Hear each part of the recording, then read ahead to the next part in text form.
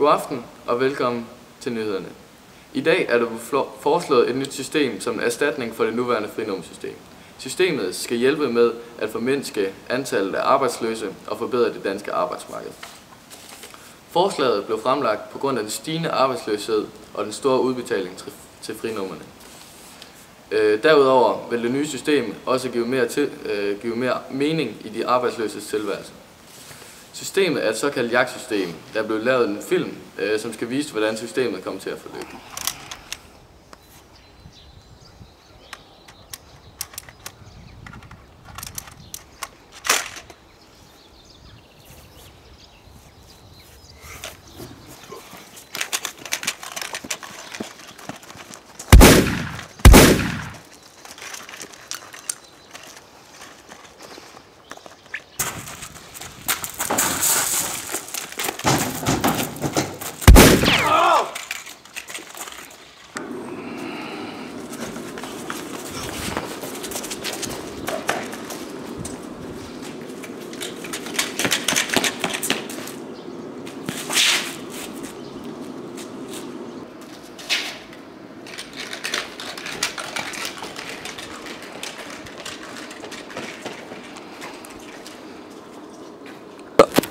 Sikke noget.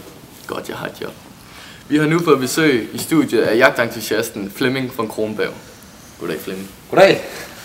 Og Flemming, hvad er din holdning til det nye forslag?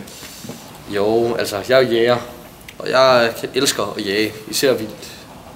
Altså jeg ser dette forslag som en meget godt forslag.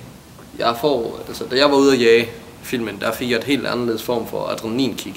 Jeg har aldrig prøvet at jage mennesker før, og det var bestemt sjovt.